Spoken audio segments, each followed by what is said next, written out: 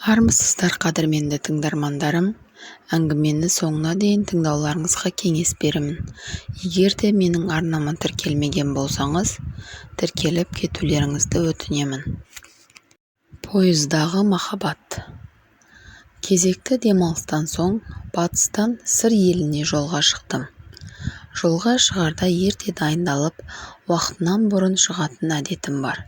Себебі кешігіп қалудан белгісіз себеппен қатты қорқамын. Сөмкелерімді арқалап, вокзалға да келіп жеттім. Пойыздың келгенін күтіп тұрмыз. Әкем мен анам екі жақтан ақылын айтып, құлағыма құйып жатыр. Қанша дұрыс дүние айтылғаны нақты есімде жоқ. Себебі іштей қимастық сезім өртеп барады. Аз уақыттың ішінде ауылды да сағынып қалыппын. Тезірек жеткім-ақ келіп тұр. Вокзал қызметкерінің даусынан кейін дөс-дөс етіп пойызда келіп жетті. Үйдегілермен қоштасып, жол жүру құжатымды көрсетіп, вагоныма кіре сала өз орнымды іздедім. Астыңғы жақта орналасқан 29-шы орын. Заттарымды жайғастырып, пойыздың заңдылығымен терезеден ата-анама қол бұлғап тұрмын. Пойыз тұратын 20 минут зырғып өтіп жөнеліп кетті. Төсек жабдығымды реттеп болған соң орныма жайғастым. Анамның көзіндегі қимастық жас есіме түскен сайын іштей өзімді ауыр сезінемін. Ойымды бөлу үшін сүйікті авторыма айналған Гийом Мюссоның кітабын жастанып оқуға кірістім. Шағын станцияларға пойыздың тоқтағанын сезсем де, кітаптан көзімді алар емеспін. Автордың шеберлігінің арқасында оның ойлап тапқан әлеміне еніп, өзімді басты кейіпкер ретінде сезініп жаттым. Бір кезде «Кітап не туралы?» деген сыңғырлаған дауыс ойымды сап бөлді. Қасы көзі қиылған, қалың қою қара шашты қазақтың қарапайым қызы екен. Көршімнің қай станциядан мініп жайғасқан кезін шыны керек аңғармадым. «Өмір туралы, кітап өмір туралы» деп жауап қаттым. Жауабымды түсінгендей кейіп танытса да, түсінбегенін іштен сездім. «Қатыгез махаббат, шын сүйгендердің қосылмауы» деп жауап бердім. Ол сәл жымиып әңгімені одан әрі жалғады. «Өмірде шын ғашықтар қосылмайды дегенді кім шығарды? Төлеген мен Жібек, Ләйлі мен Мәжнүн, Ромео мен Джульетташы? Егер олар қосылса, біздің кезге дейін жыр дастан болып қалмас еді. Бір-екі мысалмен көпке топырақ шашуға болмайды», деді жолаушы қыз. Қалың ойға шомып кеттім. Басында әзіл ретінде жауап берсем де, өз ойымды ақтарып алудың амалын іздедім. Еш дәлел таппаған соң, «Сонда да» деп қысқа жауап қайыра салдым. Әрі қарай кезекті станцияға келіп, оның ұялы телефонына қоңырау түсті. 1-2 минут күткен соң, әңгіменің ұзаққа жалғасатынын сезіп, кітап әлеміне сүңгіп кеттім. «Шәй ішесіз ба?» деген сөзге «Қалай? Иә, жақсы болар еді» деп жауап бергенімді де түсінбей қалдым. Шәй ішпесе басы ауыратын адамдай, сыпайылық үшін жоқ деп те жауап бермегеніме өкініп тұрмын. Бірақ шегінерге жол жоқ. Ыдысымды алып, жолсерік жаққа кетіп қалған. Ол да, мен де бір күндік жолға 3-4 күнге жететін тамақ, тәттілерімізді шығарып, шәй ішіп отырмыз. Қарсы бетте тамақ ішіп отырған аға мен апа күлімсіреп, таңдана қарап отыр. «Куда путь держите?» деп өзімше орысшалап әңгімемді бастадым. «Арман қала Алматыға оқуға тапсыруға бара жатырмын» деп сыпайы жауап берді. «Қазір 21 ғасыр, техника дамыған уақыт, оқуға онлайн тапсыруға болатынын білмейсің бе?» деп өзімше әзілдескендей болдым. Ол сәл жымиып күлді де, мағынасыз әңгіменің шоғын сөндірмес үшін жалғастырды. «Білемін әрине, бірақ биылғы оқу жылы онлайн режиммен басталады екен, ал мен 11 жыл бойы Алматыны көру үшін тынбай күндіз-түні білім алдым. Енді 4 жылдық өмірімді арман қаламен астастырғым келеді. Әдетте адам деген армандаған мамандығының иесі болу үшін білім алушы еді. Сенің арманың тіптен бөлек екен. Ал мен әдеттегідей адам емеспін деген жауабымен ыңғайсыз жағдайға қалдырды. Белгісіз арумен іштей тілдесе бергім келген соң сұрақтарымды жаудырдым. Өзімше зерттей бастадым. Тағы да келіп түскен қоңырау. Басында қызғаныш болып, кейін анасы екенін білгенімде басыла қалдым.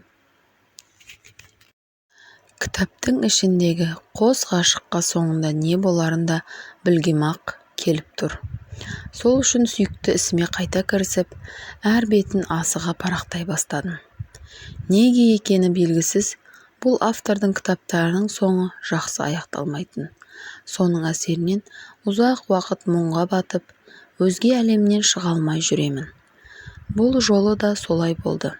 Көңілге қаяу түсіп, ойлап табылған оқиға үшін жаным ашып отырды. Менің мұңды жүзімді байқаған көршім ойымды бөлгісі келді ме, әйтеуір, соңында не болды? Деп сұрады. Бастапқы жауабымдағыдай өмірде болатын жауапсыз махаббат дедім. Сәл жымиды да менен кітапты сұрады. Мен ертең кешке түсіп қаламын, ал оған дейін оқып бітіре алмайсың. Сосын кітаптың соңында не болары сені сөзсіз қызықтырады. Ал интрига адамның жүйкесін жегідей жейтін жаман қасиет. Бірақ мен кітапқа келгенде қатты қызғаншақпын. Ешкімге қиып бере алмаймын.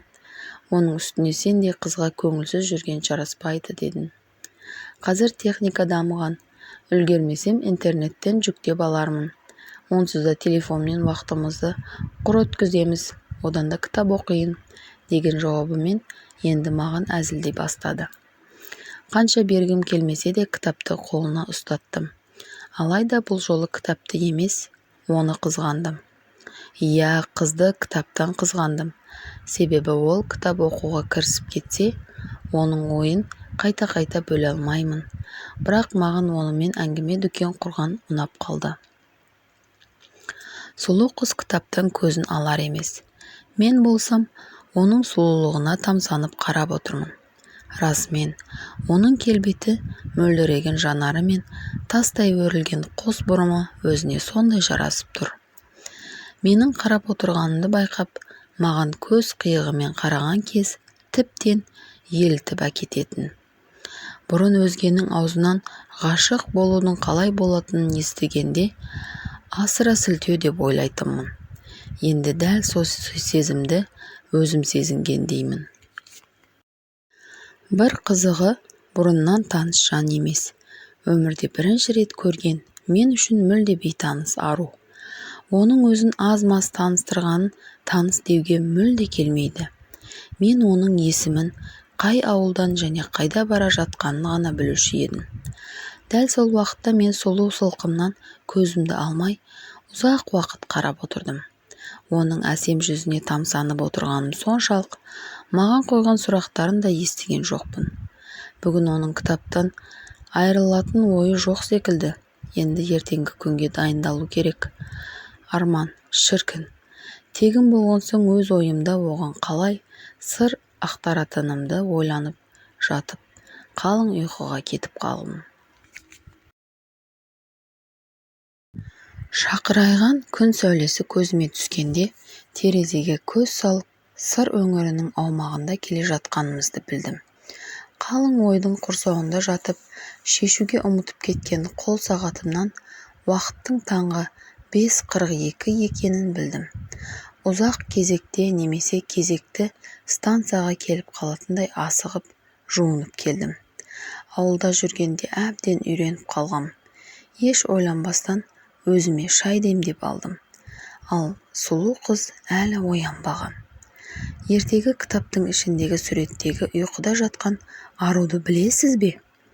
Жолаушы қыз ертегідегі арудан әлде қайда әдемі еді. Айтпақшы, менің кітабым оны да қызықтырған секілді. Түнімен оқыса керек, қолына ұстап ұйықтап қалған. сым тетікте байланыс жүйесі пайда болған сәтте әлеуметтік жүйені ақтарып отырғанда ұйқыдағы ару оянды. Ерте тұрғаныма таң қалған оған ауылдың баласымын ғой деп күле жауап бердім. Серік болайын деп сұлу қызбен шай іштім. Уақыт өткізу үшін кітап туралы сөз қозғадық. Түні бойы кітап оқып шыққан ол соңына да жетіп қалыпты.